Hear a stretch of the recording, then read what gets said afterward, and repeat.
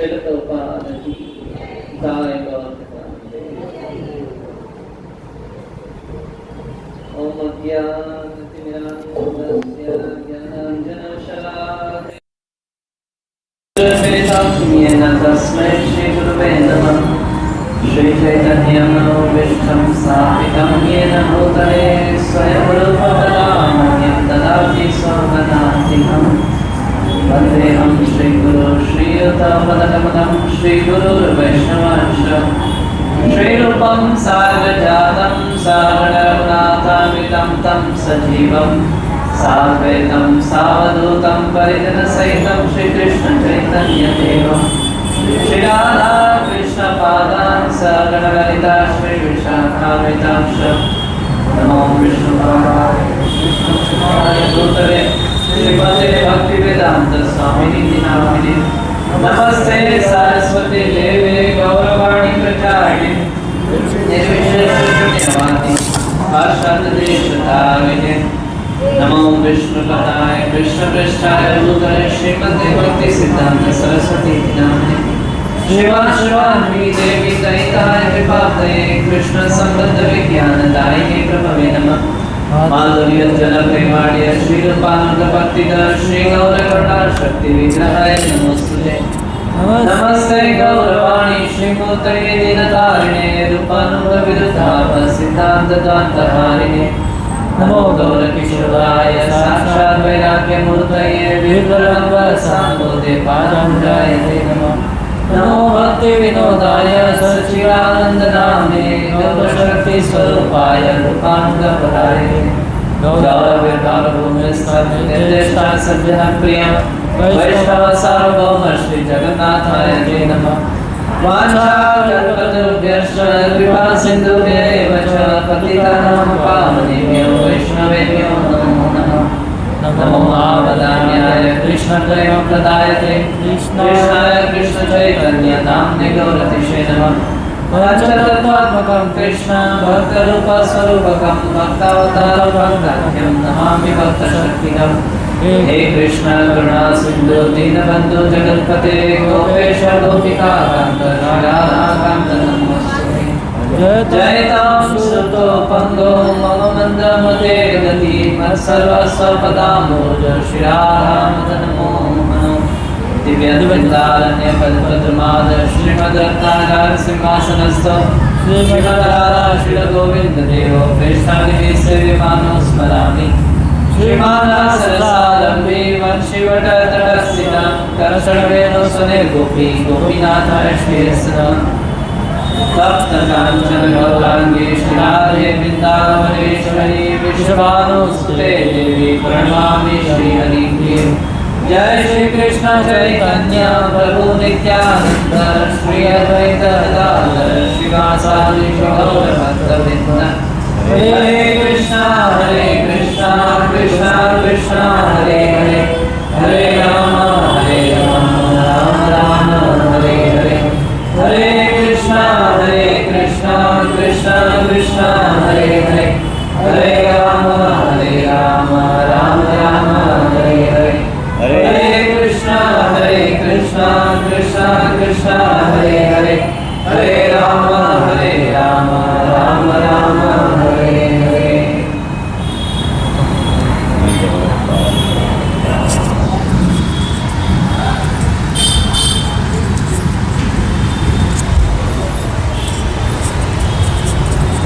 कैसे लगा रही है? ये 3 है और फिर ये लगा दीजिए। नारायणं नमस्कृत्य नारायणं नमस्कृत्य नरं चैव नरोत्तमं देवीं सरस्वतीं व्यास ततो जयामुदीरये नष्टप्रायेषु भद्रेषु नित्यं भागवत सेवया भगवती उत्तमा श्लोके भक्तिर्भवति भक्तिर्भवतीर्नष्टके ॐ नमो भगवते वासुदेवाय। ॐ नमो भगवते वासुदेवाय। नमो भगवते वासुदेवाय। ॐ नमो भगवते वासुदेवाय। नमो भगवते वासुदेवाय। ॐ नमो भगवते वासुदेवाय। हरे हरे कृष्ण कृष्ण कृष्ण हरे हरे हरे राम ये भी लगाना पड़ेगा। राम हरे हरे।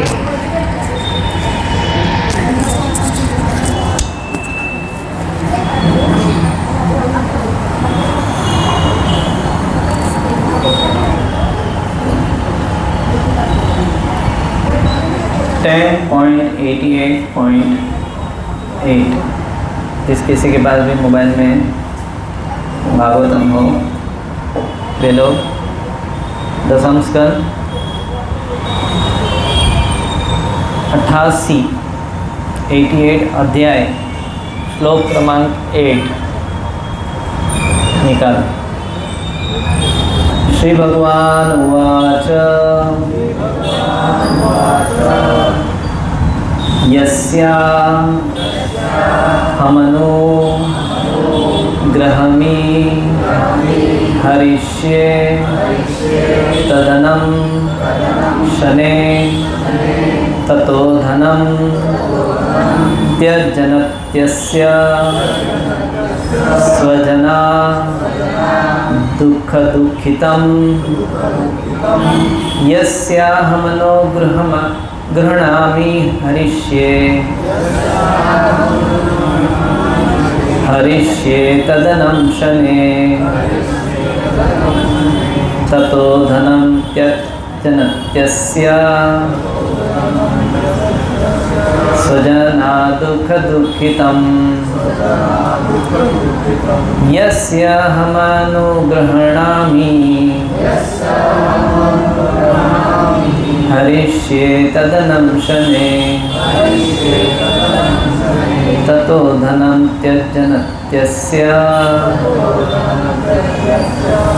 स्वजना दुःखदुःखितं यस्याहमनुगृह्णामि हरिष्ये तदनं शने ततो धनं त्यजनत्यस्य स्वजना दुःखदुःखितं। एक प्रभु जी में से एक माता जी में से उच्चारण कीजिए।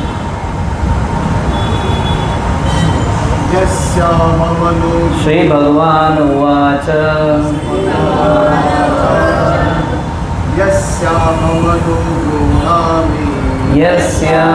यस्याहमनुगृह्णामि हरिष्ये तदनं शने ततो धनं त्यजनत्यस्य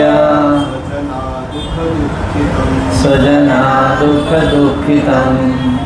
माता में से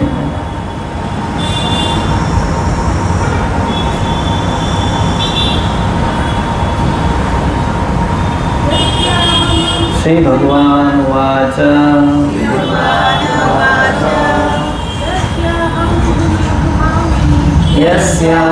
यस्याहमनुगृह्णामि हरिष्ये तदनं शने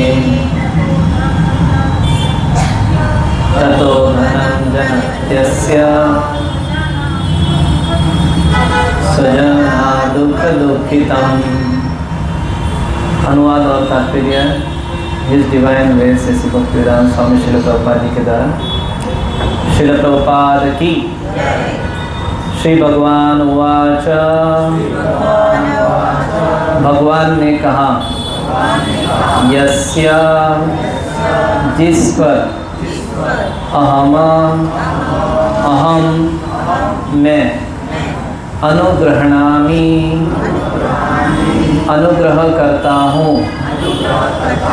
हरिष्ये हरण कर लेता हूँ ततः उसका धनम धनम धन शने धीरे धीरे ततः तब अधनम निर्धन त्यजनति छोड़ देते हैं अस्य उसके स्वजना संबंधी तथा मित्र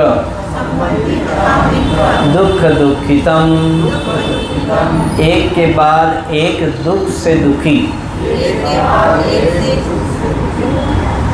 श्री भगवान ने कहा, बोलिए सब लोग, यदि मैं किसी पर विशेष रूप से कृपा करता हूँ तो मैं धीरे धीरे उसे उसके धन से वंचित कर जाता हूँ। तब ऐसे निर्धन व्यक्ति के स्वजन तथा मित्र उसका परित्याग कर देते हैं।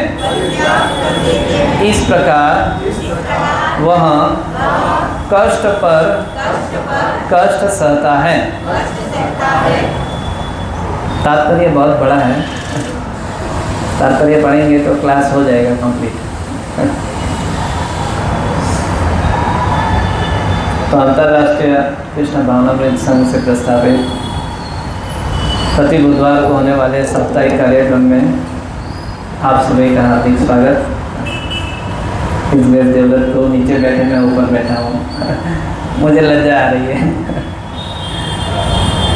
गृणादपि सुनीतेन तरोरपि सहिष्णुः मान देना कीर्तनीय समाधि। देखिए यही भक्तों का लक्षण है। अपने आप को त्रीन से भी अधिक जो है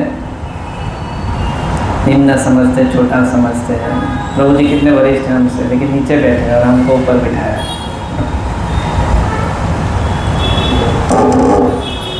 शूद्र ऊपर बैठे, ब्राह्मण नीचे बैठे। खैर ये भी उनका आशीर्वाद ही है।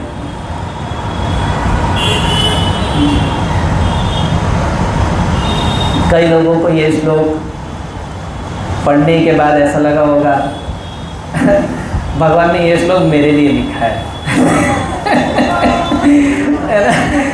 कई लोगों को लगा होगा प्रभु जी बराबर चुन के ये श्लोक लाए, ये श्लोक मेरे लिए ही है।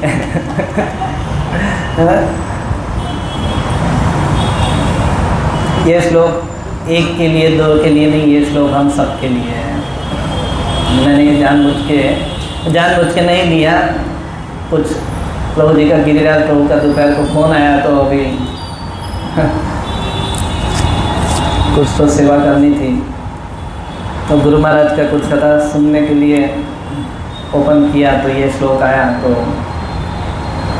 बोले ये श्लोक जो है लेते हैं मतलब हम क्या लेंगे, हम तो यहाँ पर केवल प्रभुपाद जी ने जो लिखा है, गुरु महाराज से जो सुना है उसको दोहराएंगे, तो हमें थोड़ी कुछ आता है। लेकिन जो सुना है वो हम दोहराने का प्रयास कर सकते हैं, है ना। जैसे जो व्यक्ति अमृत का पान करता है, इस संसार में अमृत कौन है, क्या है, चरणामृत है, भगवान का चरणामृत। जब हम मंदिर में जाते हैं, अभिषेक होता है भगवान का, शिव विग्रह का, तो उसका जब अमृत जो पान करते हैं, जो चरणामृत पान करते हैं, वही व्यक्ति उसकी महिमा और वही व्यक्ति उसका अनुभव कर सकता है पान करने के बाद। भगवान के चरणामृत को पान करने के बाद जो आनंद होता है वो विशेष आनंद होता है। तो जब वो व्यक्ति उस अमृत को दूसरे को चखाता है, तब जाके उसको पता चलता है कि वास्तव में भगवान के चरणामृत में क्या आनंद है और क्या रस भरा हुआ है। तो उसी प्रकार से कृष्ण कथा भी ऐसी है कि जब सुनते हैं तब उसे पता चलता है कि इसमें क्या रस है। और वही कथा को जब किसी को सुनाते हैं तो दूसरे व्यक्ति को भी पता चलता है कि वास्तव में इसके अंदर क्या गूढ़ रहस्य भरा हुआ है। यहाँ पर आने से पहले मैं विचार कर रहा था कि आप सबसे एक प्रश्न पूछूं। प्राय क्या होता है, क्लास के बाद पूछा जाता है कि एनीवन हैव एनी क्वेश्चंस, किसी का कोई प्रश्न है तो पूछिए। मैं सोच रहा था क्लास के पहले ही मैं आज प्रश्न पूछूंगा, एनीवन हैज एनी क्वेश्चन। क्या क्वेश्चन पूछूंगा कि हम लोग यहाँ पर आते हैं, क्या हमारे अंदर भगवान के प्रति वो श्रद्धा है कि हम यहाँ पर आकर जो है बैठते हैं कथा सुनने के लिए। चलिए वो ये थोड़ा कॉम्प्लिकेटेड है।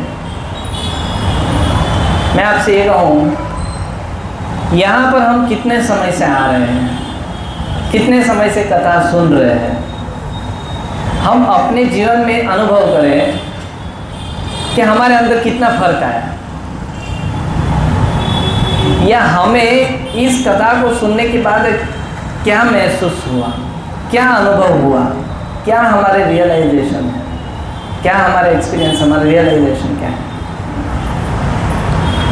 लेकिन जिस व्यक्ति ने यहाँ पर बैठकर कथा सुनकर अनुभव किया, रियलाइज किया, वो व्यक्ति जो है भक्ति में आगे बढ़ेगा। और जो व्यक्ति यहाँ पर केवल आता है, यहाँ से सुनता है, यहाँ से निकाल देता है, खा पी के चला जाता है, उसको रियलाइजेशन होगा लेकिन अभी नहीं होगा, क्योंकि यहाँ पर जो है वो उस श्रद्धा से नहीं आता है।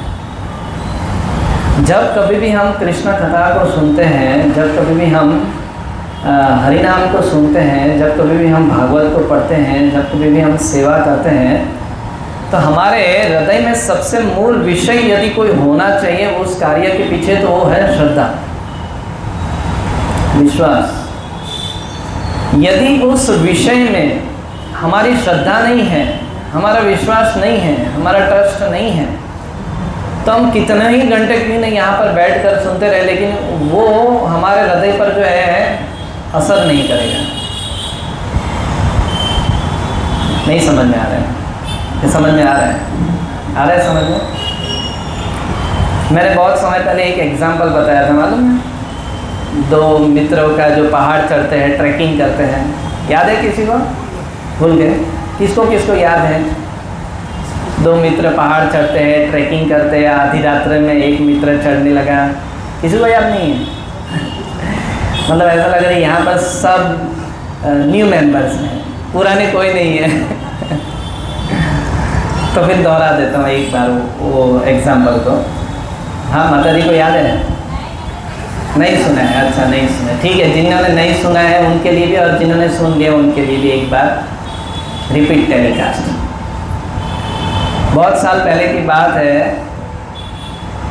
आप सभी में से कितने लोगों ने जो है सुबह में अराउंड 6-7 के आसपास जो है संस्कार या आस्था चैनल के ऊपर पहले आत्मा करके एक सीरियल आती थी, इस्कॉन की ही, किसको मालूम है ये?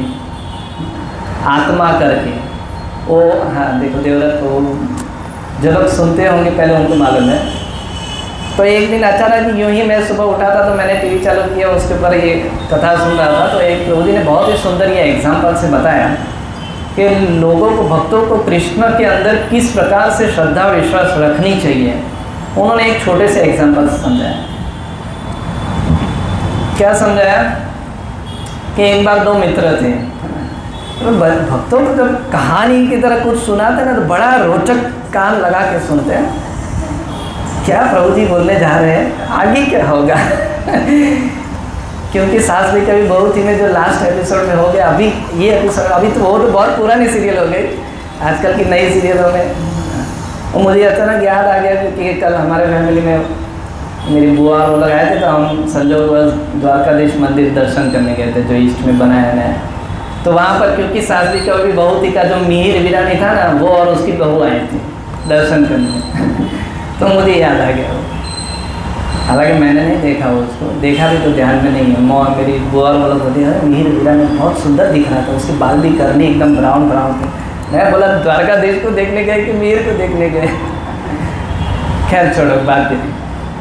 तो ये बता रहा था कि उसमें प्रभु जी जो है बहुत सुंदर एक एग्जाम्पल से श्रद्धा के विषय को समझा रहे थे। क्या कह रहे थे कि एक बार दो मित्र थे जो जिनको मालूम है ट्रैकिंग होता है, पहाड़ चढ़ते हैं लोग, अपनी कला को दिखाने के लिए जो है पहाड़ पर जो है ट्रैकिंग, पहाड़ के ऊपर चढ़ाई करते हैं। विशेष रूप से बर्फ वाले पहाड़ होते हैं या अन्य प्रकार के, उस पहाड़ों पर ट्रैकिंग करते, चढ़ाई करते वो लोग। बंदर की तरह नहीं, लेकिन कुछ औजार से, कुछ इंस्ट्रूमेंट से वो लोग ट्रैकिंग करते हैं। तो एक बार जो है दो मित्र ट्रैकिंग कर रहे थे और जो है पहाड़ की ऊंचाई बहुत ऊंची थी और ठंडी का मौसम था, बर्फ़ का पहाड़ था। पहाड़ चढ़ रहे थे, चढ़ते चढ़ते चढ़ते चढ़ते जो है संध्या हो गई। अब संध्या हो गई तो ट्रैकिंग के रास्ते पे कोई जो है सुविधाएं नहीं होती है लाइट वगैरह की, है ना। तो वे ट्रैकिंग करते हुए जो है कुछ सीमा तक पहुंचने के बाद जो है बर्फ़ का जो है खुला मैदान जैसा या खुला कोई प्लेन कोई जगह छोटी सी मिली होगी, वहाँ पर विश्राम करने के लिए, रात्रि में रेस्ट करने के लिए वहाँ पर वो लोग ने जो है अपना डेरा डाल दिया, अपना बैग वैग रख दिया और बोले कि अब यहाँ पर हम जो रात्रि भर विश्राम करेंगे और सुबह में जो है फिर से ट्रैकिंग चालू करेंगे और ऊपर सबसे पहले कौन पहुँचेगा वो देखा जाएगा। रेसिंग लगाई कि कौन पहला ऊपर पहुँचेगा। अब ऊपर ही सीधा पहुँच जाए या पहाड़ के ऊपर वो पीछे चला, पता चलेगा। सीधा हरी बोल हो जाए ऊपर पहुँचने में या पहाड़ के ऊपर चढ़ने में। तब दो मित्र थे, तो प्राय होता है कुछ मित्र लोग जो रहते हैं स्वभाव के जलसी रहते हैं। विशेष रूप से ये जो है माताओं में, स्त्रियों में देखा जाता है। ये इतनी सुंदर बन के आई हैं, अगले हफ्ते मैं देख कैसे बन के आती हूँ। इसने बाल की लट ऐसे लगाई, मैं नेक्स्ट वीक 2-4 लट अलग प्रकार से मैं लगाती हूँ। अलग अलग माताओं का स्वभाव होता है कि ये इतनी सुंदर बन के आई है, मैं और सुंदर बन के दिखा दूँगी इसको कि मैं भी कितनी सुंदर हूँ। आजकल लड़कों में भी फैशन होता होगा, हमें तो इतना अनुभव नहीं है उस विषय में। तो अब दो मित्र थे, दोनों में जो है शर्त लगी थी कि कौन पहले पहुंचेगा, लेकिन अब समय हो गया था, संध्या काल हो चुकी थी, रात्रि हो चुका था, अंधेरा हो चुका था, इसलिए चढ़ाई करना बंद कर दिया और विश्राम कर लिए, खा पी के सो गए। अब सोते सोते किसी एक मित्र की आँख जल्दी खुल गई, देखा कि बाजू वाला सोया है अभी तक और इसकी आँख जल्दी खुल गई। तो जल्दी खुल गई तो अभी उसको मन में थोड़ा सा ये फीलिंग्स आया कि क्यों ना मैं जो है अभी से शुरू कर दूँ चढ़ना। अगर मैं अभी शुरू कर दूँगा तो मैं जल्दी पहुँच जाऊँगा और ये जो है मेरे पीछे रह जाएगा और ये हार जाएगा। तो उसने जो है रात्रि में ही, अंधेरे में जो है चढ़ाई चालू कर दी पहाड़ के ऊपर। अब ठंडी का मौसम था, बर्फ़ का पहाड़ था, चढ़ाई शुरू कर दी। एक मित्र बेचारा सो रहा है ठंडी में कंबल ओढ़ के और दूसरे मित्र ने जो है शुरू कर दिया है अपना कार्य। चढ़ाई करते करते करते करते करते करते जो है काफ़ी ऊपर चढ़ने लगा। अब पहाड़ था, चढ़ने लगा। चढ़ते चढ़ते रात्रि की समय थी, नींद अच्छी हुई नहीं हुई, थकान के मारे बेचारा क्या हुआ चढ़ तो रहा था, लेकिन चढ़ते चढ़ते चढ़ते अचानक से उसका हाथ जो है छटका, फिसला। मतलब ट्रैकिंग करते हुए जो उसको वो सामान से जो ट्रैक कर, मतलब जो पहाड़ को मतलब वो खोद के जो ऐसे होता है, जैसे वो नारियल के झाड़ पे नहीं लोग चढ़ते हैं तो कैसे वो रस्सी से या किसी साधन से चढ़ते हैं उसका सपोर्ट लेकर, तो वैसे ट्रैकिंग कर लेते हैं। चढ़ते चढ़ते उसका हाथ फिसला, पैर फिसला, तो वो धड़ाम से ऊपर से जो है गिरा और गिरते ही जो है बीच में ऐसा हुआ कि एक झाड़ की डाली बीच में आ गई और उस डाली को ऐसे पकड़ के खड़ा रह गया। समझ में आ रही है कहानी? समझ में आ रही है ना सबको? तो वो झाड़ की डाली को जो है एकदम ऐसे पकड़ के एकदम ऐसे पकड़ लिया। मरता क्या नहीं करता होता ना। अभी गिर रहा था पहाड़ से, कहाँ गिर रहा हूँ, खाई में कहाँ गिरूँगा पता नहीं। पकड़ लिया डाली को और पकड़ कर जो है अब उसके मन में जो है विलाप होने लगा कि काश मैंने दिन के समय शुरू किया होता, अंधेरे में नहीं शुरू किया होता, क्योंकि कुछ दिख नहीं रहा था, कुछ भी दिख नहीं रहा था, चारों ओर अंधेरा अंधेरा, घना अंधेरा, उसको उसका खुद का शरीर भी, हाथ भी नहीं दिख रहा था, इतना अंधेरा, बस केवल डाली के भरोसे वो लटका हुआ था। अब वहाँ से जो है कई समय तक लटकने के बाद अब उसका हाथ दुखने लगा। होता है ना, हम लोग कंटिन्यूस हाथ ऐसे खड़े रखेंगे, टीचर्स जब स्कूल में कहती थी raise your hands and stand up, punishment देती थी, तो 10 मिनट 15 आधा 1 घंटा तक बाद में हाथ ऐसे ऐसे हो जाते थे ऐसे, फिर कभी कभी तो एकदम ऐसे, टीचर अचानक चिल्लाते वापस ऊपर हो जाते थे। तो ऐसे उसका हाथ दर्द करने लगे। अब उसके अंदर जो है बहुत वो दुखी होने लगा, त्रस्त होने लगा, सोचने लगा अब तो मेरी हालत गई, मैं गया काम से, क्योंकि नीचे क्या है मुझे मालूम नहीं है। ये डाली के भरोसे मैं अटका हुआ हूँ, डाली के भरोसे मैं अटका हुआ हूँ।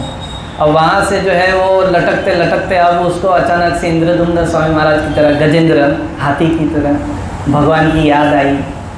तो याद आते आते वो भगवान को चिल्लाने लगा, कराने लगा, हे भगवान रक्षा करो रक्षा करो रक्षा करो। है हम लोग भी महामंत्र जपते हुए, ये हरे कृष्ण महामंत्र जप करने का अर्थ क्या है कि इस दुखालय महाशाश्वतम में हम फंसे हुए, हे प्रभु हमारी रक्षा कीजिए, हमें इस जंजाल से बचाइए। भागवत श्रवण करने का अर्थ क्या है कि हे प्रभु भागवत श्रवण करके आपके अंदर हमारी रुचि बढ़े, प्रीति बढ़े, प्रेम बढ़े, ताकि हम इस संसार से मुक्त हो गए। सेवा करने का अर्थ, भागवत पढ़ने का अर्थ, कथा सुनने का अर्थ, हरि नाम करने का, हरि कथा सुनने का, हरि कीर्तन सुनने का, इस सारे भक्ति के कार्यों को करने का अर्थ क्या है? भगवान में प्रेम प्राप्ति होना। और भगवान में जो है प्रेम प्राप्ति करने के लिए हम सभी लोग ये कार्य करते हैं।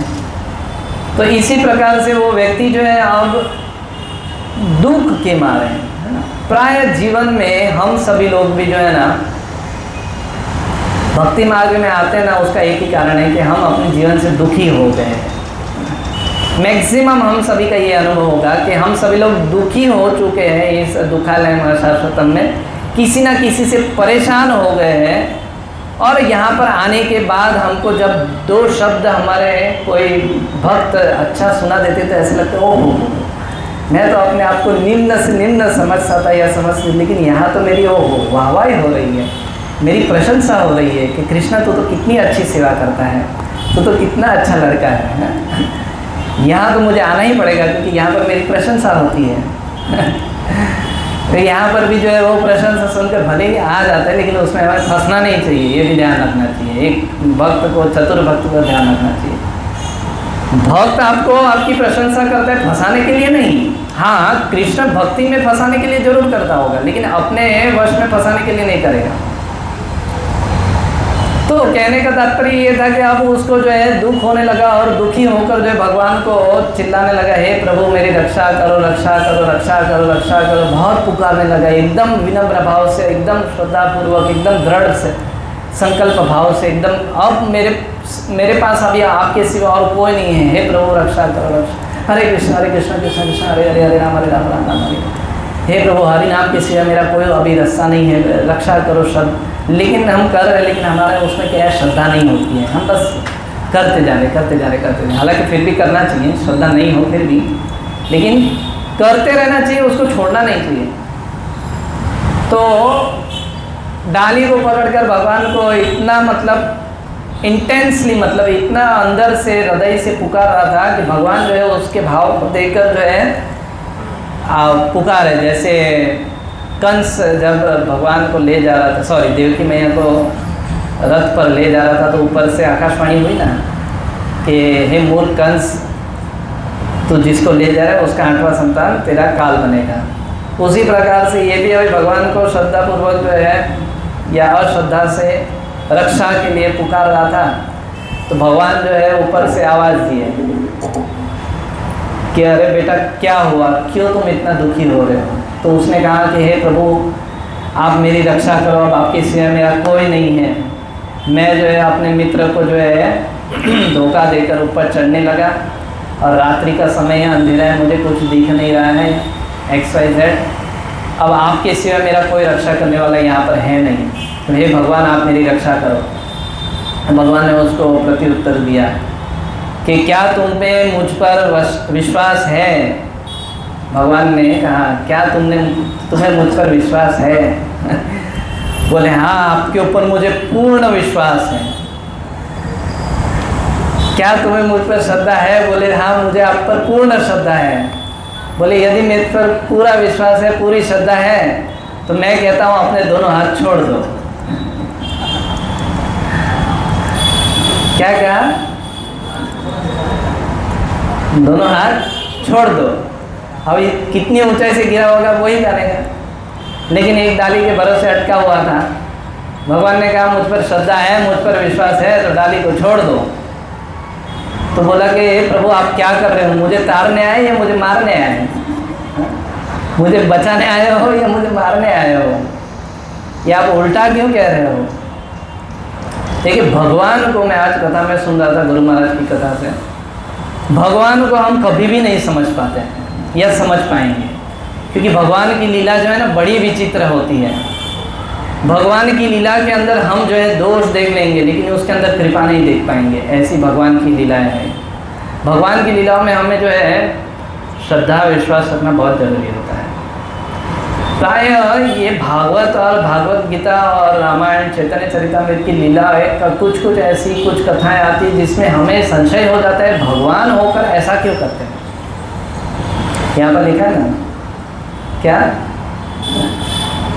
यदि मैं किसी पर विशेष रूप से कृपा करता हूँ तो मैं धीरे धीरे उसे धन से वंचित कर देता हूँ। अब यहाँ पर हमें होगा ये भगवान जो है व्यक्ति को निर्धन कर देता है, मतलब भिखारी बना देता है। भिखारी ना सही, लेकिन उसका धन क्यों छीन लेते हैं?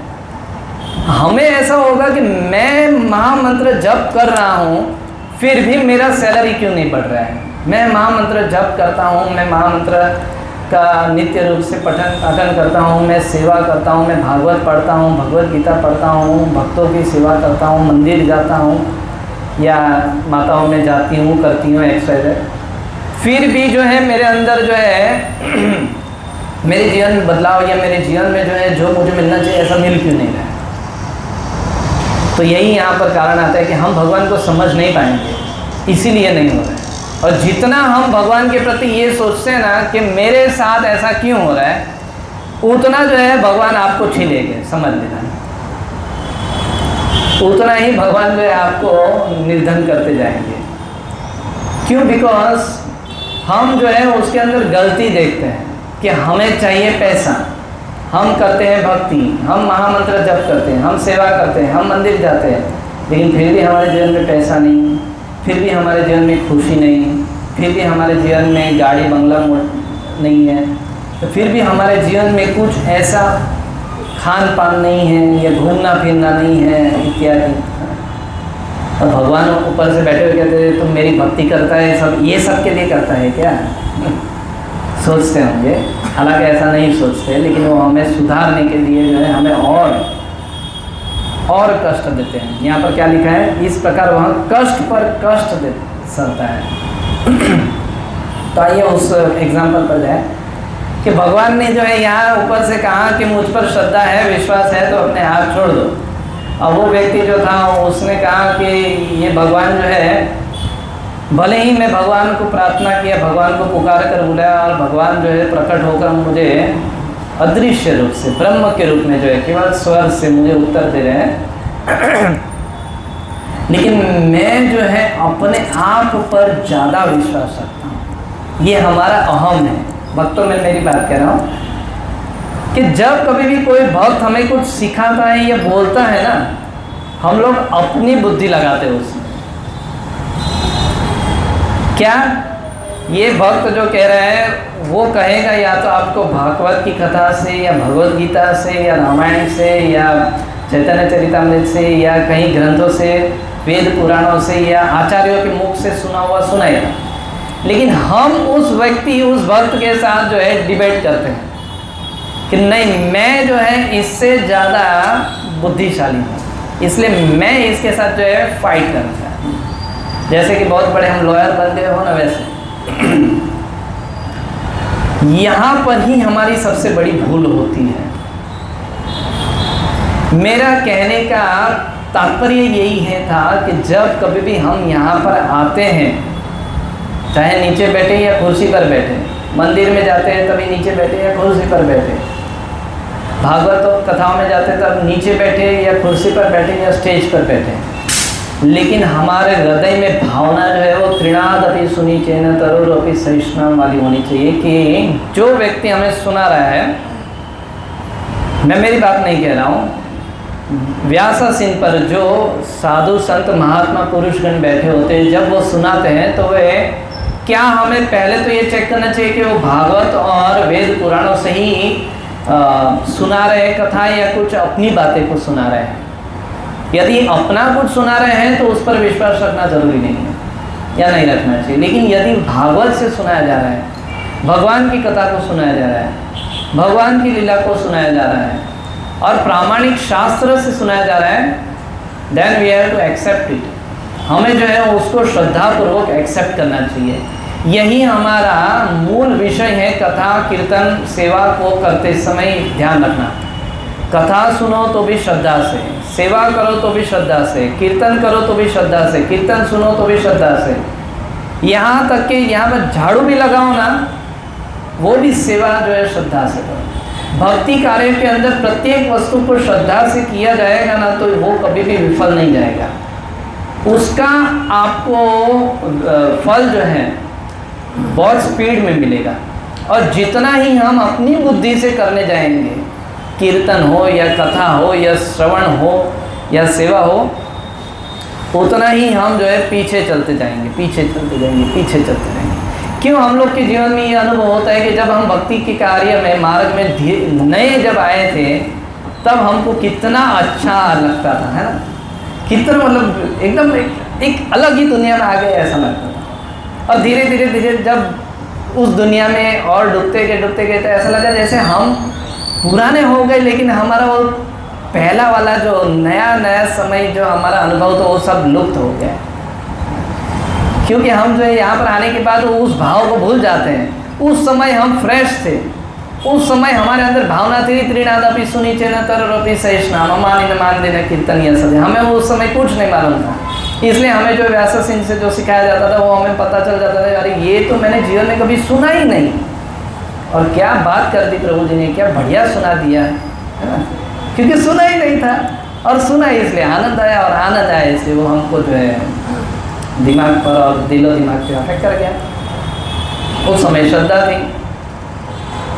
खैर अभी भी आप लोगों में श्रद्धा है, इसलिए आप नीचे बैठे हैं और मैं ऊपर बैठ गया। तो कहने का भाव ये था, भगवान ने कहा श्रद्धा है मुझ में, विश्वास है मुझ में, तो हाथ छोड़ दो। उसने छोड़ा नहीं। क्यों? क्योंकि उससे जो है भगवान के ऊपर श्रद्धा नहीं थी, उससे भगवान के ऊपर विश्वास नहीं था, या उससे जो कहा गया उसके ऊपर श्रद्धा विश्वास नहीं थी। हुआ क्या, सुबह जब हुई, सूर्य उदय हुआ, तब क्या हुआ, उसका मित्र जो सोया हुआ था उसके बगल में वो ढूंढने लगा आजू बाजू में सब जगह, और देखने लगा कि मेरा मित्र कहाँ चला गया जो मेरे साथ कल रात्रि में साथ में सोया था। सुबह में हम सब लोग साथ में दोनों ट्रैकिंग करने वाले थे, कहाँ चला गया। ढूंढते उसकी नज़र अचानक से एक पेड़ पर पड़ी, और पेड़ पर क्या पड़ी, एक डाली के साथ मेरा मित्र लटका हुआ था, और लटके वो उसकी मृत्यु हो गई। क्या हो गया, हरि बोल हो गया। ठंडी का समय था, बर्फ के पहाड़ पे चल रहा था, विचार करो कैसा वहाँ पर माहौल होगा। बर्फ का पहाड़ है तो ठंडी कैसी होगी। यहाँ पर आप वृंदावन में जाओ, ठंडी में बर्फ़ नहीं दिखती है आपको कहीं पे भी, लेकिन फिर भी उसकी डिग्री देखो 5 डिग्री 4 डिग्री होती है। उसमें कभी जो है आप 4 कपड़े पहने बगैर बाहर जाकर दिखा के बताओ तो मान लूँगा आपको। मुझे अभी भी याद है 4 महीने पहले जब मैं गया था वृंदावन, तो मैं 4 या 5 प्रकार के अंग वस्त्र एक के ऊपर एक पहनकर बाहर गया था। दोपहर के 12 बजे, तब भी मैं खड़ा नहीं रह पा रहा था, उतनी ठंडी थी उस समय। सोचो, तो दोपहर को 12 बजे, और सुबह में 4 बजे तो है वहाँ पर 4 डिग्री। सुबह में 4 बजे 4 डिग्री 5 डिग्री। हमारे यहाँ पर कितना डिग्री होता है, मैक्सिमम 28 डिग्री या 30 डिग्री होता है। वहाँ पर 4 डिग्री। तो बर्फ़ के पहाड़ पे वो क्या हुआ, डाली पर लटका हुआ, हरी बोल हो गया, मर गया। लेकिन देखने का विषय क्या था मालूम है भक्तों? भगवान ने उसको कहा था यदि मुझ पर श्रद्धा है, मुझ पर विश्वास है तो डाली को छोड़ दो, लेकिन नहीं छोड़ा, डाली से लटक कर मर गया। देखा उसके मित्र ने क्या देखा, वो डाली से, जिस डाली से लटका हुआ था उस डाली से जमीन का, उसके पैर का जो दूरी था वो केवल 1 फुट का था। समझ में आया? उसका पैर का जो हाइट था ना, मान लीजिए ये समतल जमीन है, वो यदि इतनी हाइट पर है जो है उसका पैर लटक रहा था। भगवान ने उसको कहा था कि यदि मुझ पर श्रद्धा है, विश्वास है तो पैर, अरे हाथ छोड़ दो। छोड़ दिया होता तो उस धरती पर गिर जाता और आराम से बच जाता था। 1 फुट की हाइट पर जो है भगवान पर श्रद्धा विश्वास नहीं रखा और लटके लटके मर गया। 1 फुट की हाइट पर वो लटक कर मर गया। सोचिए क्यों? क्योंकि श्रद्धा नहीं थी, विश्वास नहीं था। तो कहने का ये पूरे एग्जाम्पल का कहने का तात्पर्य ये है कि हम कथा भी सुने, हम कीर्तन भी सुने, कीर्तन भी करें, सेवा भी करें, धामवास भी करें, यात्रा भी करें, भक्तों के घर पे जाए या भक्तों के घर पे भी बुला के सेवा करें, लेकिन यदि श्रद्धा नहीं है, यदि विश्वास नहीं है तो वो देगा। हालांकि सेवा का फल कभी विफल नहीं जाता है, लेकिन वो जो है, जो जिस भाव से और जिस गति से वो मिलना चाहिए ना, वो क्या कहते हैं, फल, उस गति से और उस भाव से उतना समय नहीं मिलेगा। मतलब मान लीजिए आप यदि मेहनत कर रहे हैं, यदि आप पूरा महीना मेहनत कर रहे हैं तो आपको अंत में सैलरी मिलती है ना। लेकिन आप यदि पूरा महीना मेहनत करो और बाद में आपको साल भर के एंड में सैलरी मिलेगा तो कैसा महसूस होगा? तो पूरा महीना हमने परिश्रम किया, 12 महीना परिश्रम किया और साल के अंत में जाके पूरे 12 महीने बाद हमको जो है मिला फल। तो कहने का तात्पर्य ये है कि भगवान की कथा और भगवान की लीलाओं में जो है श्रद्धा रखकर सुनना, विश्वास रखकर सुनना, ये बहुत ज़रूरी है। जब तक हमारे हृदय में जो है भगवान की कथा, भगवान की कीर्तन, भगवान या भक्तों के प्रति सेवा भाव में श्रद्धा नहीं है, विश्वास नहीं है, तब तक हम कितना भी कथा कीर्तन सुने होंगे, लेकिन वो जो है हमें उतना जल्दी से हमारे जीवन में बदलाव नहीं लाएगा जितना जल्दी से श्रद्धा विश्वास रखने के बाद ला सकता है। इसलिए जब कभी भी कृष्ण कथा को श्रवण करते हैं हम, तो बहुत भाव से, आदरपूर्वक, श्रद्धापूर्वक और तृणादपि सुनिचे न तरुरपि सहिष्णाम भाव से सुनना चाहिए।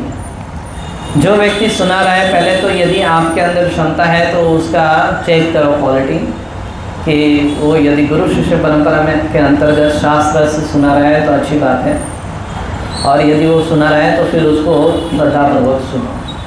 फिर वो आपसे छोटा भी हो या आपसे बड़ा भी हो, आपको वो अपनी कथा या गाथा नहीं सुनाएगा, कृष्ण कथा सुनाएगा तो उसको आपको सुनना है, कुछ भी कर लो।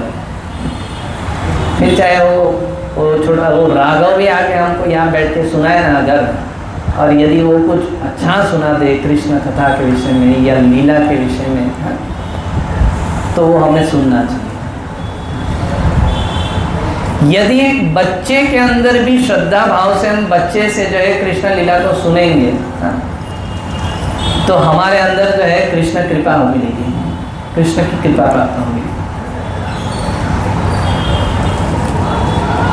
ये 9 प्रकार की भक्ति होती है ना, श्रवणम कीर्तनम, सभी को मालूम है ना, श्रवण कीर्तन स्मरणम, ये सब 9 प्रकार की भक्ति होती है। लेकिन उसमें भी सबसे पहले प्रकार की भक्ति एक होती है, पता है क्या है? 9 प्रकार की भक्ति के पहले कौन सी एक प्रकार की भक्ति है? हाँ हाँ, वो तो श्रवणम तो पहली भक्ति है, लेकिन उसके पहले भी एक भक्ति है। अरे प्रभु जी क्या कुछ भी बोलते रहते हैं। भागवत में लिखा 9 प्रकार की भक्ति है, ये 10वीं प्रकार की पहले नंबर पे लेकर कौन सी चढ़ा दी है? तो पहले नंबर पे है साधु संत। श्रवण करोगे किसके मुख से? साधुओं के मुख से ही तो श्रवण कर पाओगे ना। साधु के साथ साधु संग से ही जो है, अरे साधु होगा नहीं तो आप कथा कहाँ से सुनोगे, ये बताइए मुझे। प्रभुपाद होंगे नहीं या प्रभुपाद नहीं होते तो हमें ये भागवत कहाँ से मिलता। प्रभुपाद ने भागवत के अंदर जो है सब लिखा हुआ है, 9 प्रकार की भक्ति के विषय में लिखा हुआ है, लेकिन वो 9 प्रकार की भक्ति के पहले भी एक भक्ति है, उसको कहा जाता है साधु संगति। साधु संगति कहीं होगी या साधु की संगति में या साधु के मुख से कथा नहीं सुनोगे तब तक ये श्रवण कैसे होगा। कोई तुम्हें सुना है, वो तुम सुनोगे किसके मुख से? कोई सुनाएगा तभी तो तुम कानों से सुनोगे ना। चलो हमें ये यदि गुरु हमें यदि ये अभिमान हो, मैं तो प्रभुपाद की बुक्स को पढ़कर सुन लूँगा, मुझे किसी की सुनने की ज़रूरत नहीं है, मैं अपने आप से सुन लूँगा, मैं बोलूँगा और वो सुन लूँगा, नहीं, ये भी गलत है। प्रभुपाद का जो भागवत भगवत गीता प्रभुपाद की जो ग्रंथ हैं, इसके अंदर हम जब कभी भी पढ़ते हैं ना तो ये हम पढ़ नहीं रहे, ये प्रभुपाद हमको बोल रहे हैं, ये प्रभुपाद हमको सुना रहे हैं, क्योंकि इसके एक एक वाक्य को जो है प्रभुपाद ने बोला है, प्रभुपाद ने लिखा नहीं है, प्रभुपाद ने ये सारे वाक्यों को एक एक बोला है।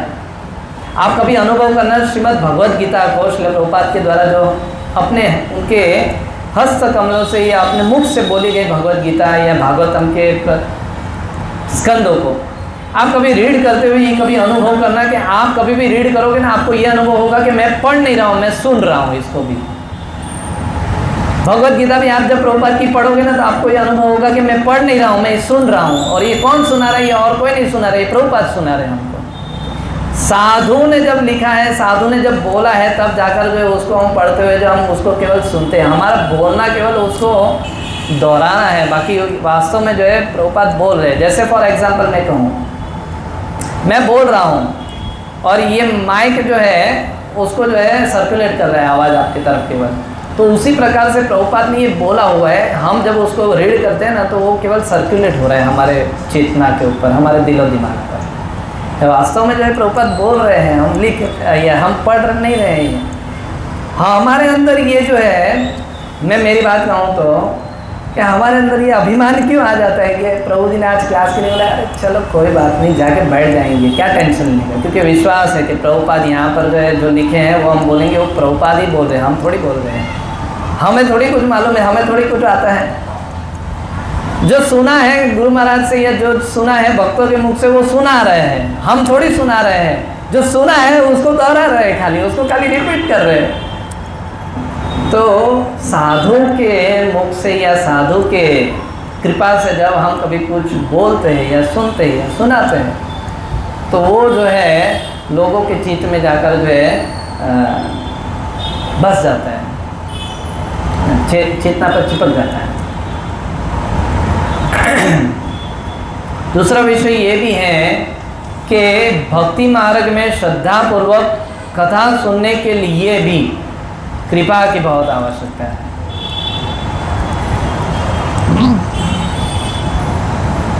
कृपा की बहुत आवश्यकता है। कैसी कृपा? जो व्यक्ति से आप सुन रहे हो, यदि आप उसके सामने नए बैठकर भी सुन रहे हो और यदि श्रद्धा से सुना रहे हो ना, उसकी कृपा आप पर अवश्य मिलेगी, उसकी कृपा अवश्य बरसेगी आपके ऊपर। यदि वो आप उसके सामने पहली बार जाकर बैठे तो भी, लेकिन आप उसके सामने जाकर हजारों बार बैठे हैं लेकिन फिर भी आपको समझ में नहीं आ रहा है, that means you don't have respect for that person. आपके हृदय में उस व्यक्ति के प्रति आदर भाव नहीं है, इसलिए उसके मुख से सुनते हुए आपको जो है वो कथा जो है चित्त पर जाकर जो है अटैक नहीं करती है। और दूसरा कारण ये भी है कि जो सुना रहे हैं उसकी कृपा की भी आवश्यकता है आप पर। ये बहुत ही साइंटिफिक मैटर्स हैं जो हमारे हृदय को जाके, हमारे चित्त को जाकर जो है कैसे हिप्नोटाइज कर देते हैं, ऐसे कहूँ तो एक साधारण भाषा में। जैसे कि एक हिप्नोटाइज जो होता है, हिप्नोटिज्म जो होती है उसमें कैसा होता है कि आपको जो है कोई व्यक्ति हिप्नोटाइज करता है, आपको जो है बोलते हैं हाँ हमारी आंखों में आंखों मिला के देखिए और ऐसे ऐसे कुछ वो दिखाता है, पिक्चरों में दिखा होगा एट द काउंट ऑफ 1 2 3, अब मैं जो कहूँगा उसको ही आप सुनोगे, ऐसा। तो उसमें ये होता है कि जब हिप्नोटिज्म भी जब होता है ना, तो ये देखना कि वो व्यक्ति जो उसको हिप्नोटाइज कर रहा है वो उसके प्रति एकदम आकर्षित हो जाता है और उसको ऐसे हिप्नोटाइज करने के लिए हिप्नोटाइज कर देता है, उसको ऐसा खींच लेता है कि उसको हिप्नोटिज्म किए बगैर वो जो है छूट ही नहीं पाता, मतलब वो उसके वश में आए बगैर रह नहीं पाता है। जो बहुत पावरफुल होगा ना वही हिप्नोटाइज नहीं होगा, विशेष रूप से जो भक्त होगा वो हिप्नोटाइज नहीं होगा। अन्यथा आप देखना, जो हिप्नोटिज्म जानते हैं, आप लोग शायद जानते नहीं जानते, अभी जो हिप्नोटिज्म जानते हैं वो लोग जो बहुत आसानी से लोगों को हिप्नोटाइज कर देते हैं, अपने वश में कर देते हैं। लेकिन जो भक्त होता है ना उसको जल्दी से उसको हिप्नोटाइज नहीं कर सकता है। बोलते हैं तू क्या हिप्नोटाइज, ये तुलसी कांटी तेरे को हिप्नोटाइज कर देगी, तू मेरे को हिप्नोटाइज मैं तेरे को कर दूंगा। पता है प्राय भक्तों के साथ भी कई लोग डिबेट करते हैं, तो वो भक्त के साथ अपना कुछ डिबेट करने के लिए आते हैं और भक्त उसके साथ ऐसा शास्त्रार्थ करता है, ऐसा डिबेट करता है कि वही हिप्नोटाइज होता है और भक्त बन जाता है फिर। अरे हिप्नोटाइज तो छोड़ दो, डाकू रहते हैं, डाकू और चोर लुच्चे लफंगे। मैं आपको एक सत्य घटना सुनाता हूँ। हमारे गुरु महाराज his grace his holiness Radha Govind Goswami Maharaj ji, उनके गांव में उनके परिवार में एक बार किसी की अकाल मृत्यु हो गई थी। कुछ मर्डर हो गया था, जैसे मर्डर जैसा हो गया था, ऐसा मतलब बहुत बड़ा केस हो गया था उनके फैमिली में, दूर के रिश्तेदारों में, फैमिली में मतलब। अब उस समय का बात था कि गुरु महाराज जो है, महाराज जी तो साधु संत है ना, बचपन से जो है भागवत और भगवत गीता का पठन पाठन करने वाले, और बचपन से ही जो है ब्रह्मचारी रहे और संन्यास आगे चल के। तो महाराज जी के पारिवारिक संबंध में ऐसा हुआ कि किसी का मर्डर हो गया। ऐसा होता है कि परिवार में जब कभी का कुछ ऐसा घटना घट जाती है तो परिवार के सभी लोगों को जो है दोषी करार देकर जो है उनको जेल में डाल दिया जाता है, जेल में लेकर जाया जाता है, क्योंकि कोई भी दोषी हो सकता है ना, जब तक रिजल्ट नहीं प्राप्त होते, जब तक दोषी प्राप्त नहीं होता तब तक। तो सत्य घटना कह रहा हूँ, ये मेरी मन गढ़ंत बात नहीं कह रहा हूँ। मैंने महाराज जी के व्यास पूजा में ऑफरिंग नहीं या किसी भक्त के मुख से सुना था कि गुरु महाराज जो है इस पारिवारिक जब संबंध में, पारिवारिक रिलेशन में जब थे बचपन में, भाई तो बहुत इम्पोर्टेंट बात है, कुछ बाद में बात करूँ। तो ऐसा जब घटना हुई तो हुआ ऐसा, महाराज जी को भी जेल हो गई। हालांकि महाराज जी तो ब्रह्मचारी थे उस समय, आई थिंक सो महाराज जी बने थे कि नहीं मुझे याद नहीं है, या मेरे को ध्यान नहीं है ऐसा। लेकिन महाराज जी जो है उनको भी जेल हो गई थी गुरु महाराज को। और गुरु महाराज को जेल जब हो गई तो गुरु महाराज जो जेल में एक मृदंग और एक करताल लेकर गए जेल में भी, और मृदंग करताल लेकर कुछ दिनों तक जो है महाराज जी जो है उसी जेल में हरिनाम संकीर्तन करते थे। मृदंग और करताल लेकर, मृदंग करताल लेकर जो है जेल के अंदर हरे कृष्णा कृष्णा कृष्णा हरे हरे, हरे राम राम राम हरे कीर्तन करते थे। साधु संत महापुरुष लोग जहाँ जाते हैं वहाँ पर हमने सुना है प्रभुपाद और वैष्णव के मुख से कि साधु संत महात्मा गण जो है भगवान से कहते हैं कि हमें जो है स्वर्ग नहीं चाहिए, हमें गोलोक नहीं चाहिए, हमें आप नर्क में भी डाल दो तो भी हम जो है वहाँ पर भी जाएंगे तो हम भजन कीर्तन करेंगे, हम जो है आपका संकीर्तन आंदोलन का प्रचार करेंगे, नर्क में जाकर भी जो है जीवों का उद्धार करेंगे, वहाँ जाकर भी नरक में जाकर भी जो है हरिनाम संकीर्तन करेंगे, हरे कृष्णा कृष्णा कृष्णा हरे हरे, हरे राम राम राम हरे हरे। तो गुरु महाराज जो है वहाँ पर भी नगर कीर्तन करते थे। उसका फल स्वरूप क्या हुआ, वहाँ पर जो है एक ऐसा व्यक्ति था, शायद एक या ज़्यादा भी हो सकते, लेकिन मुझे तत्काल में एक ही ध्यान है कि एक व्यक्ति ऐसा था कि जो बहुत बड़ा जो है ऐसा ही लुच्चा लफंगा मतलब डाकू ही था। और हुआ ऐसा कि महाराज जी के साधुओं की संगति से, मैं कह रहा था साधु संत के ऊपर जो कह रहा था ना कि साधु की संगति होनी चाहिए, साधुओं का एसोसिएशन होना बहुत ज़रूरी है। भक्तों का एसोसिएशन होना बहुत ज़रूरी है लाइफ में, भक्ति करना है तो साधु की संगति हो गई। वो व्यक्ति कई समय से जेल में सड़ रहा था, किसी गुनाह की कैद अपने आप पर जो है फॉलो कर रहा था, मतलब झेल रहा था, और गुरु महाराज की साधु संगति उसे प्राप्त हुई। आगे चलकर जो है वो इस्कॉन का बहुत बड़ा भक्त बन गया दीक्षित हो गया, गुरु महाराज का शिष्य बन गया।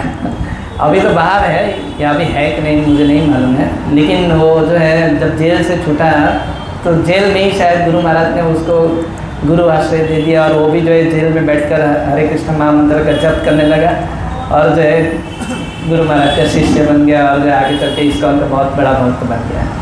तो कहने का भाव ये था कि 9 प्रकार की भक्ति के पहले की भी भक्ति है। पहली भक्ति होती है साधु संगति। यदि साधु की संगति हो गई, साधु की कृपा हो गई, दैट मीन्स कि आपका जीवन बल्ले बल्ले, आपका बेड़ा पार हो गया।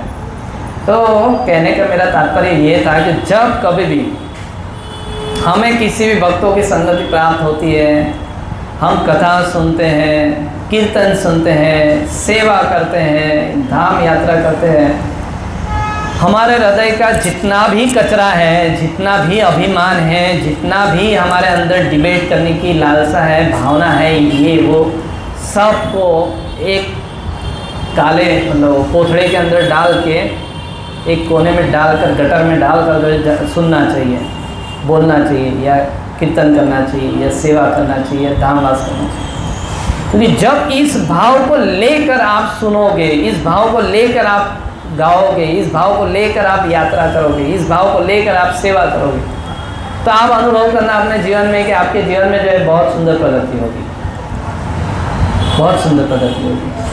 और यदि नहीं हो रहा है, दैट मीन्स और कुछ नहीं है, कुछ नहीं है। त्रिनाद अभी सुनी चेन तरह श्रेष्ठम हमारे अंदर नहीं है, नहीं है और नहीं है। ये नहीं है, इसी कारण से हम जो है फंसे हुए हैं। हम लोग फंसे हुए उसका यही कारण है। त्रिनाद अभी सुनी चेनी चैतन्य महाप्रभु ने जो है अपने जीवन काल के अंदर जो है चैतन्य महाप्रभु इस धराधाम पर आकर केवल ये 8 श्लोक ही क्यों देकर गए हम सभी को। चैतन्य महाप्रभु ने अपने हाथों से ये 8 श्लोक को लिपिबद्ध करके अब जो है अपने शिष्यों के द्वारा क्यों संसार के जीवों को ये सिखाने का प्रयास किया। इस 8 श्लोकों के माध्यम से कभी शिक्षाष्टकम को कभी जो है ना ध्यान से पढ़कर या किसी वैष्णव के मुख से सुनकर देखना, चैतन्य शिक्षाष्टकम में क्या गूढ़ रहस्य भरा हुआ है। बहुत साल पहले जो है इसलिए लाल गोविंद प्रभु जी जो है हम लोग को काउंसलिंग में श्री चैतन्य शिक्षाष्टकम के ऊपर चालू किए थे। एक श्लोक के ऊपर या एक लाइन के ऊपर न जाने हम लोग को 3-4 हफ्ते चले गए थे। एक श्लोक की एक लाइन के ऊपर, एक श्लोक को कंप्लीट करते करते ही हमारा काउंसलिंग बंद हो गया तब तक तो। और आगे का श्लोक हम लोग को जो है दुर्भाग्यवश श्रवण करने को प्राप्त नहीं हुआ था वो काउंसलिंग। कहने का भाव ये है कि इतना गूढ़ रहस्य भरा हुआ है इस चैतन्य शिक्षाष्टकम में। इसके अंदर में भी ये जो तीसरा श्लोक है हम सभी गौड़ीय वैष्णवों के लिए, ऋणाद अपि सुनीचे न तरोरपि सहिष्णुना मानिन मानन कीर्तनीय सदाई। गौड़ीय धारा के भक्तों के लिए सबसे मूल श्लोक ये है, यदि आपको भक्ति, सेवा, श्रद्धा, साधु संग, धामवास या कथा कीर्तन सुनना है और भक्ति में आगे बढ़ना है, तो किसी प्रकार की सेवा करनी है, किसी प्रकार का धामवास करना है, किसी प्रकार का साधु संग करना है, किसी प्रकार का पठन पाठन करना है, किसी प्रकार का कीर्तन करना है, ये श्लोक आपके अंदर जब तक एकदम दृढ़ता से और एकदम कहते हैं ना कि एकदम दबा के एकदम रस भरा अगर पचा नहीं है आपके दिल और दिमाग में, तब तक जो है आप उस भाव से जो है उसको भक्ति लाइफ को एक्सेप्ट नहीं कर पाओगे। ये जो श्लोक है त्रिनाद अपि सुनीचेन, भक्तो ये त्रिनाद अपि सुनीचेन, ये लाइन को अपने जीवन में एक्सेप्ट करना बहुत बहुत बहुत डिफिकल्ट है, बहुत डिफिकल्ट है। ये कितना भी आप जप कर लो, कितना भी आप तप कर लो, फिर भी त्रिनाद अपि सुनीचेन ये एक लाइन भी अपने जीवन में लाना और अपने जीवन, अपने अनुभव में या अपने आपको उस लाइन के उसके ये लाइन की ये जो पंक्ति है उसका बिंदु मात्रा भी यदि हमारे अंदर आ गया ना, तो समझ लो हमारे जीवन का उद्धार हो जाएगा। क्योंकि एक संसार में आने के बाद जीवन में है ना, जीव के अंदर ये जो ईगो वाला तंतु होता है ना, जो अभिमान वाला तंतु जो होता है ना, ये बहुत बड़ा अभिमान है, वो बहुत बड़ा तंतु है। हालांकि सभी प्रकार के जो है फॉल्स ईगो, काम, क्रोध, लोभ, मोह, मद, मात्सर्य इत्यादि, तृणादपि सुनीचे न तरोरिव सहिष्णुः ममानि न मान्येन कीर्तनेन। चैतन्य महाप्रभु ने कहा तृणादपि सुनीचे न तरोरपि सहिष्णुः। जब आप ये श्लोक को अपने जीवन में एकदम बाहर नहीं करना है, अपने दिलो दिमाग में एकदम बढ़िया से उतार लोगे ना, तभी जाकर जो है आप कीर्तनीय सदाहरि बन सकते हो। तब तक आप कीर्तनीय सदाहरि नहीं बन सकते।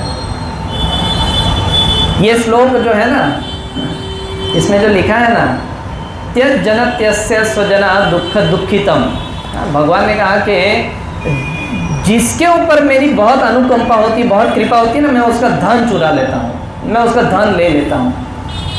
यदि हमारे अंदर भगवान के प्रति श्रद्धा और विश्वास हो ना, और यदि हमारा धन चुरा लेवे ना, भगवान को ये विश्वास से कहना है धन लेना है ले ले, क्योंकि धन तो वास्तव में तुम्हारा ही है। धन कौन है? अधिष्ठात्री देवी लक्ष्मी जी है। यदि वो लक्ष्मी जी हमारे पास है तो हमारे अंदर अभिमान है कि मैं मेरे विष्णु से, मैं मेरे कृष्ण से जो है उनकी अधिष्ठात्री देवी लक्ष्मी को जो है अपने पास चुरा कर रखता हूँ और ये सोचता हूँ कि मेरे पास धन है। लेकिन वही धन यदि भगवान के पास चला जाता है तो विश्वास होना चाहिए कि मैं कितना भाग्यशाली हूँ कि मेरे हृदय में बसने वाली जो लक्ष्मी माता है वो भगवान के चरणों में सेवा में लगी हुई है। और मेरे भगवान जो ये चाहते हैं कि लक्ष्मी यानी मेरी माँ मेरे पिता के चरणों में है, तो मेरे जीवन में मेरे प्रभु ही आश्रय है और मैं उन्हीं के आश्रित हूँ। मुझे धन की कोई लोलुपता नहीं है, मुझे धन का कोई प्रॉब्लम नहीं है। और उसी प्रकार से आगे स्वजन, हमारे जीवन में क्या होता है, धन को तो अपना हम मानते हैं, ईगो होता है कि भाई मेरे जीवन में धन नहीं है। अब धन के बाद हमारी यदि स्वजन चले जाए, मित्र या स्वजन है, ये लोग सब यदि हमसे रिश्ता ना रखे तो हमको ये बड़ा दुख होता है कि यार मेरा तो कोई वैल्यू नहीं है हमारे लाइफ के अंदर, मेरे परिवार के अंदर, मेरे समाज के अंदर है, मेरा कोई वैल्यू ही नहीं। क्या मेरा जीवन है, मेरे को इसके साथ कितना प्रेम था, लेकिन इसको मेरे प्रति कुछ पड़ी ही नहीं है। जब ऐसा जीवन में हो जाए ना कि मेरे को इसके प्रति कितना गाढ़ प्रेम था, कितना एकदम डीप प्रेम था, लेकिन उसके प्रति उसके हृदय में मेरे प्रति एक अणु मात्र भर भी प्रेम की लालसा या चिंगारी नहीं उत्पन्न हुई। इतना मैंने उसको खरीद के दिया, इतना उसके ऊपर पैसा बरसाया, लेकिन उसके जीवन में मेरे ऊपर इतनी सी भी मात्रा, इतना सा भी मेरे प्रति ये भावना नहीं आई कि मैंने उसको कितना प्रेम दिया। यदि इस विश्वास को रखते हुए कि उसने भले नहीं किया मेरे ऊपर, लेकिन मेरे प्रभु देखने वाले हैं, तब जाकर कृष्ण आपको एक्सेप्ट करेगा। तब जाकर जो है आपको जो है भगवान कहेगा कि ले अब तो इसके काबिल है। अरे लक्ष्मी जी को ले लिया, क्यों?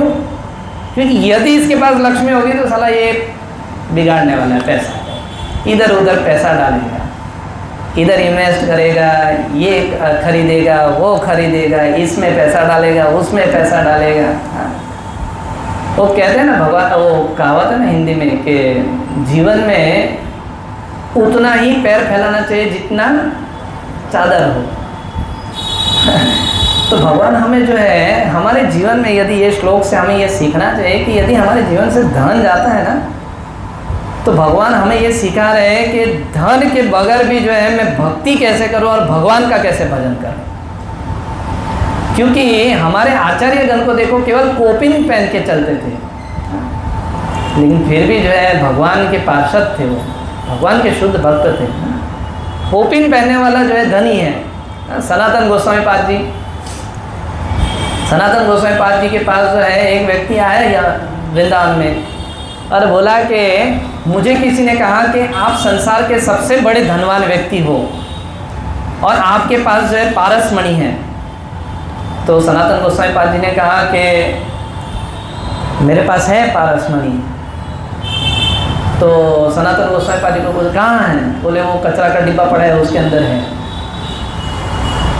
तो वो सच्ची में गए तो कचरे के डिब्बे में ही था तो यमुना जी में नहीं, कचरे के डिब्बे में ही था।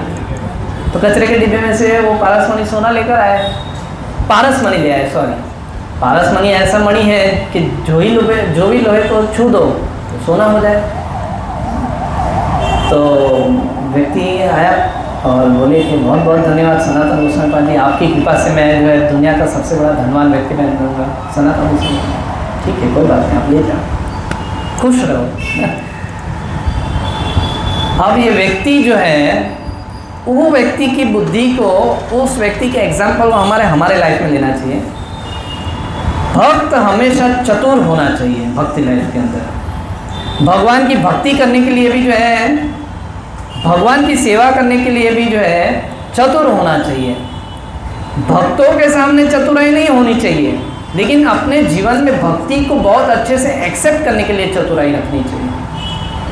उस व्यक्ति की बुद्धि के अनुसार हमें रखना चाहिए बुद्धि के। उस व्यक्ति ने सोचा कि सनातन गोस्वामी जी को कहा गया था कि दुनिया का सबसे बड़ा धनवान व्यक्ति है, पारसमणि उनके पास था, उन्होंने मुझे दे दिया। अब तो वो गरीब हो गया लेकिन फिर भी इतना प्रसन्न हो रहा है। दैट मीन्स कि इसके पास पारसमणि से भी अधिक धनवान वस्तु कोई ना कुछ है। अब पारसमणि से अधिक धनवान वस्तु क्या हो सकती है? सनातन गोस्वामी पाद जी के पास वापिस से मुड़कर गया वो। अब सनातन गोस्वामी पाद जी को कहा कि हे प्रभु, मेरे एक जिज्ञासा है। बोले क्या जिज्ञासा है? आप संसार के सबसे बड़े धनवान व्यक्ति हो, मैंने सुना, और पारसमणि से अधिक धनवान क्या हो सकता है कि दुनिया के सारे लोगों को टच कर दो तो वो सोना बन जाएगा, तो व्यक्ति सबसे बड़ा धनवान बन सकता है, पूरी दुनिया सोने की बन सकती है। लेकिन इससे भी बड़ा धनवान आपके पास क्या है जो आपने मुझे ये दे दिया? तब सनातन गोस्वामी पाद जी ने उत्तर दिया, यदि आपको वो धन चाहिए तो आपको ये धन छोड़ना होगा। क्या कहा? बोले कि यदि आपको वो धन चाहिए तो आपको ये धन को छोड़ना होगा। देखिए, त्यत्य जनत्यस्य तद्धनम शने ततो धनम त्यत्य जनत्यस्य स्वजन दुख दुखितम। आपको जो है ये धन को छोड़ना होगा, आपको जो है स्वजनों को छोड़ना होगा, आपको जो है मित्रों को छोड़ना होगा। मतलब मेरे समझाने का भाव को समझिए, तब जाकर जो आपको धन प्राप्त होगा। उन्होंने कहा कि मैं तैयार हूँ। तो बोले ये धन को आप यमुना जी में फेंक दो। सीधा फेंका यमुना जी में पारसमणि को। बोले अब एक लंगोटी पहनो, ये महामंत्र की चोली लो, बाजू में बैठो और बोलो हरे कृष्णा कृष्णा कृष्णा हरे हरे, हरे राम राम राम हरे हरे। जब ये धन प्राप्त हो जाए संसार में, तो आप भक्त लोग ये श्रद्धा रखिए, भगवान पर विश्वास रखिए कि आपको जीवन का सबसे बड़ा धन प्राप्त हो गया। आप दुनिया के दूसरे धन की आप परवाह मत करो। सत्य कहता हूं मैं, श्रद्धा रखो भगवान पर, विश्वास रखो भगवान पर। यदि आपने ये श्रद्धा विश्वास रख कर जो इस हरिनाम को एक्सेप्ट किया अपने लाइफ में, भागवत को एक्सेप्ट किया, भक्तों की सेवा को एक्सेप्ट किया, आपके अंदर ऐसा धन आने लगेगा कि आपको अभी फिर लगेगा अरे यार ये सब अभी जाए तो अच्छा है। पैसा आया, पहले मैं रो रहा था पैसा नहीं है, मैं रो रही थी पैसा नहीं है, अब इतना पैसा आ रहा है कि अब ये पैसे को मैं सेवा में नहीं लगा पा रहा हूँ या लगा पा रही हूँ। उससे तो अच्छा था मैं निर्धन था कि कम से कम नहीं था तो सेवा में नहीं लगा पा रहा था, तो पता नहीं चल रहा था कहाँ सेवा में लगा हूँ या कहाँ नहीं लगा। अब तो पैसा आ गया तो सब पीछे पड़ जाते हैं, प्रभु जी हमें सेवा कीजिए, प्रभु जी यहाँ पर डोनेशन दीजिए, प्रभु जी वहाँ पर। पैसा ही नहीं है तो कोई आता ही नहीं है। अकेला एकमात्र व्यक्ति हूँ, शांति से हरे कृष्ण महामंत्र जप करता हूँ, कोई पीछे पड़ता ही नहीं है। फटेले कपड़े पहनकर रास्ते पे चलोगे तो कोई तुम्हारे पास भीख नहीं मांगेगा, लेकिन सूट बूट पहन के चलोगे ना मोबाइल रख के चलोगे, भिखारी भी तुम्हारे पास आके बोलेगा ये बाबा दे दे भीख मेरे को, 2 रुपया दे दे, 5 रुपया, 10 रुपया दे दे। लेकिन फटेला कपड़ा पहन के चलोगे, बोले अरे ये तो मेरे बिरादरी का ही है, इससे क्या मांग लूँगा। तो कहने का तात्पर्य ये है कि उस समय बुद्धिमान व्यक्ति जो है अपने आप को निर्धन या अपने आप को गरीब नहीं मानेगा, उस समय अपने आप को सबसे बड़ा धनवान मानेगा। क्यों? क्योंकि उस समय वो जो है सभी प्रकार के बंधनों से मुक्त होकर केवल और केवल कृष्ण भक्ति में रचा बचा होगा, केवल और केवल कृष्ण भक्ति में रचा होगा। यदि धन है, अच्छी नौकरी है, तो विचार परिवार बोलेगा यहाँ पर बंगला लो, या ये गाड़ी लो, यहाँ प्लॉट लो, यहाँ पर ये करो, वो करो, फलाना ढींका। बेचारा आदमी मर जाएगा करते करते, लेकिन परिवार वाले खुश नहीं होते। सत्य कहता हूँ भक्तों, जीवन में कोई भी भक्त, अरे कोई भी व्यक्ति आपसे कितना भी कुछ कर लेंगे ना, वो खुश नहीं होने वाला है। चाहे परिवार वाला हो या स्वजन हो या मित्र हो, उसको कितना भी प्रसन्न करने का प्रयास कर लो, वो खुश नहीं होगा। वो आज खुश हुआ ना, कल फिर से उसकी लौलुपता बढ़ेगी, बल्कि और बढ़ जाएगी। कल तो जो है मुझे मेरे पति ने इतना कुछ दिलाया, लेकिन आज 1 साल के बाद मेरा वापस से बर्थडे आया तो मुझे कुछ नहीं दिया। पिछले साल तो मुझे कितना दिया था, वो याद नहीं आएगा कि कितना दिया था, लेकिन इस साल कुछ नहीं दिया। बेचारा भजन भक्ति में लगा है और कुछ नहीं दे पाया, वो उसको नहीं दिखेगा, लेकिन पिछले साल उसने दिया था, वो उसको याद है। इसलिए स्वजनों को, मित्रों को, परिवारों को, किसी को भी कितना भी खुश करने का प्रयास करो, वो कभी भी खुश नहीं होंगे, नहीं होंगे, नहीं होंगे। यदि जीवन में खुश करना है, प्रसन्न करना है, तो एकमात्र एक कृष्ण को ही प्रसन्न करो, कृष्ण को ही खुश करो, कृष्ण की भक्ति करो। और उनको खुश करने का एकमात्र एक उपाय भागवत श्रवण करो, कीर्तन करो, सेवा करो, और कुछ हो ना हो जप करो। हरे कृष्णा कृष्णा कृष्णा हरे हरे, हरे राम राम राम हरे हरे। क्योंकि बहुत दिन बाद अवसर मिला है ना। हाँ, वो तो मालूम है बात है, वो तो कोई मना नहीं करेगा, लेकिन फिर भी एक छोटा सा और एक 2-5 मिनट लेता हूँ आप लोगों का। मुझे इसलिए राधा कृष्ण प्रभु जी एक बार बहुत सुंदर बात सिखा रहे थे कि कभी भी जो है सेवा मिले ना, तो ऐसे मत सेवा करो कि सामने वाले को ऐसा लगे कि इसको कभी अवसर नहीं मिलता ना, इसलिए आज पूरा भूल दे रहा है। या कभी भी जो है इतना मतलब ये मत करो ओवर कि सामने वाला जो है आपसे उब जाए। बैलेंस में चलना चाहिए। लेकिन फिर भी एक छोटी सी बात आपको बताऊं कि आज मैं कथा जब सुन रहा था गुरु महाराज के मुझसे, तो इस प्रसंग के संबंधित है, इसलिए सुना रहा हूँ कि यहाँ पर जो है हमने देखा कि भगवान ने जो है कृपा करके, देखिए भगवान और भागवत के शब्दों पर कभी भी जो है हमें डिबेट या हमें जो है ये नहीं सोचना चाहिए कि कृपा कैसी हो गई है, धन चला गया तो ये कृपा कैसी हो गई, गरीब हो गया संसार। मतलब जब भक्ति नहीं करता था तो बहुत अच्छा नौकरी चल रहा था, बहुत अच्छा धन आ रहा था, बहुत अच्छा पगार हो रहा था, बहुत अच्छा घर में पैसे आ रहे थे। जैसे ही नाम संकीर्तन, जैसे ही भक्तों के संगति में आया, जैसे ही हरिनाम जप चालू किया, नौकरी छूट गया। कृष्णा का नौकरी छूट गया था अभी 2 महीने पहले मेरे पास आया, मेरे बोलते हैं प्रभु जी इतना समय से डीमार्ट में था, कभी छूटा नहीं, 2 महीना इधर सेवा में क्या आने लगा। डीमार्ट वाले ने बोला कि नया नौकरी ढूंढ लेना, यहाँ पर जो स्टाफ को निकाल रहे हैं। तो कहने का ये भाव है कि ये भी जो है कृपा है भगवान की। एक बार एक राजा थे और एक मंत्री थे, कविता माता जी ने सुन लिया होगा वो ऑडियो क्लिप। एक राजा थे, एक मंत्री थे, कृपा के ऊपर। देखिए यहाँ पर भगवान ने धन छीन लिया और यहाँ लिखा है कि ये भगवान की विशेष कृपा है।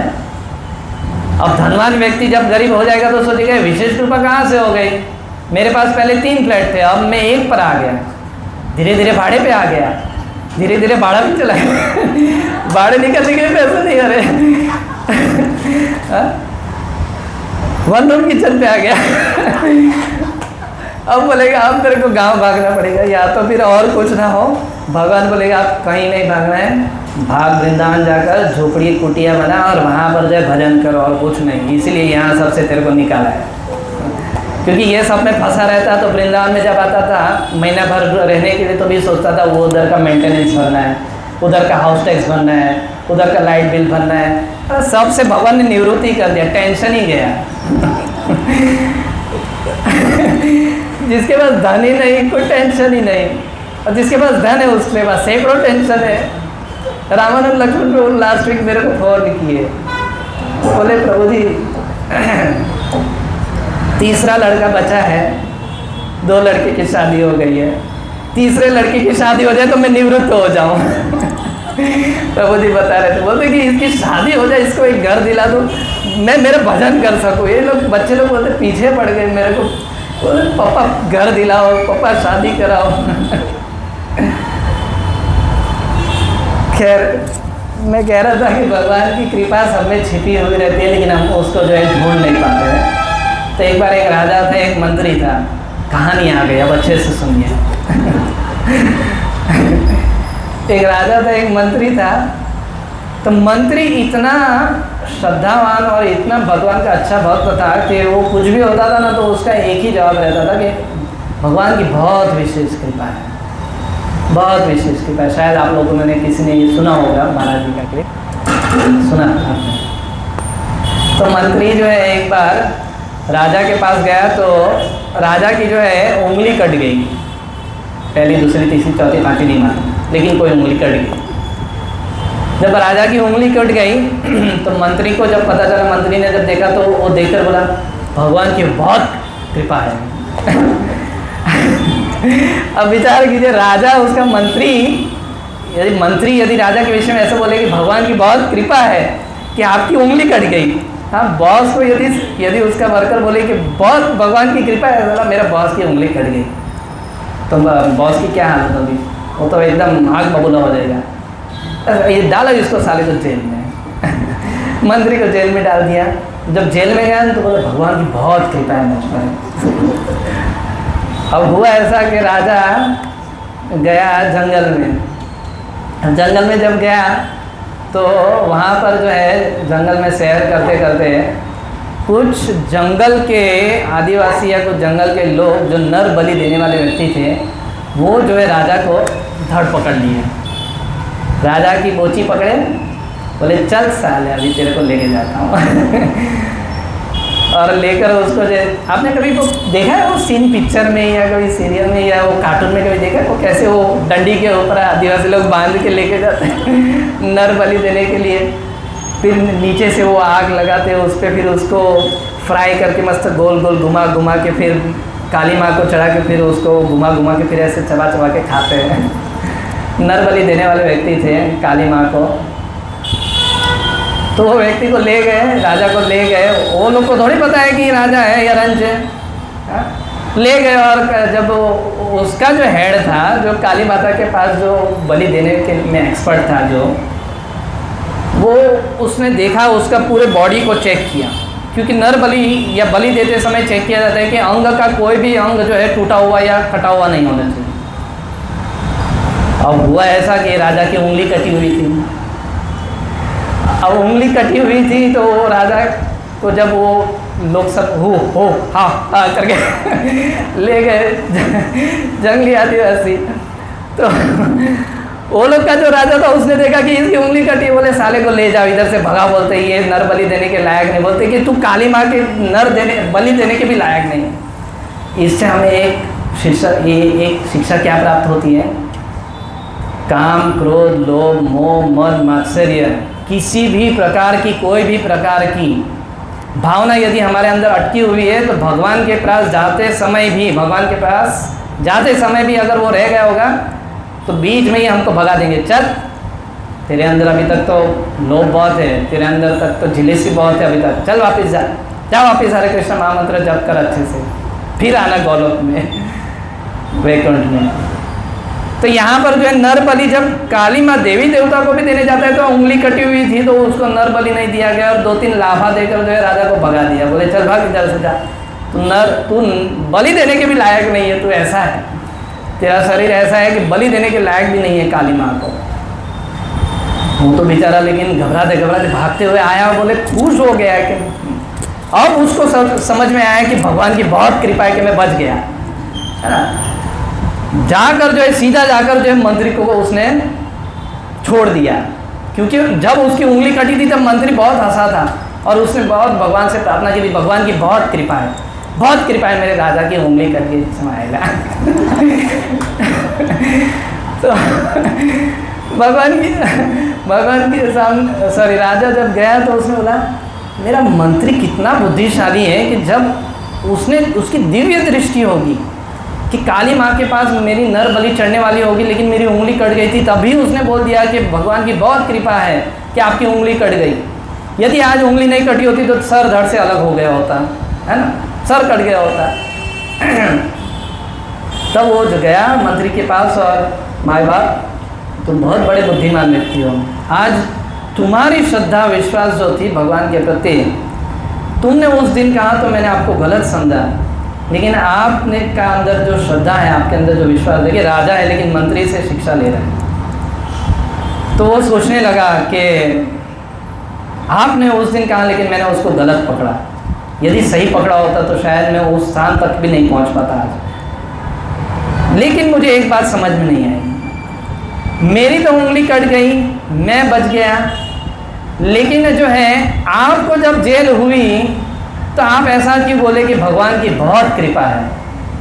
तो बोला मंत्री राजा जी यदि आपकी उंगली कटी नहीं होती तो आप मर जाते, लेकिन आपकी उंगली कटी थी तो आप बच गए, लेकिन आपके साथ आज मैं होता तो मैं उधर सर से धड़ मेरा अलग हो गया होता, यदि मैं जेल में ना होता तो, क्योंकि जेल में ना होता तो राजा के साथ मंत्री अवश्य होता था, तो राजा के साथ मंत्री होता तो वो लोग देखते थे ये राजा की उंगली कटी हुई, इसको भगाओ, मंत्री पूरा एकदम पूर्ण टिप टॉप और बढ़िया सा आदमी है, इसको साले को काटो और काली माँ को चढ़ाओ।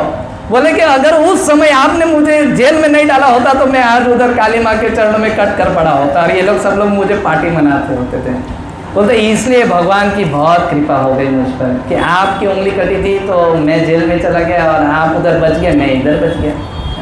कहने का तात्पर्य ये है किसी भी अवस्था में भगवान की कृपा को जो है पॉजिटिव लेना चाहिए हमारे जीवन में। किसी भी अवस्था में शरीर यदि रोगी भी हो जाता है तो ये सोचना कि भगवान की बहुत कृपा है।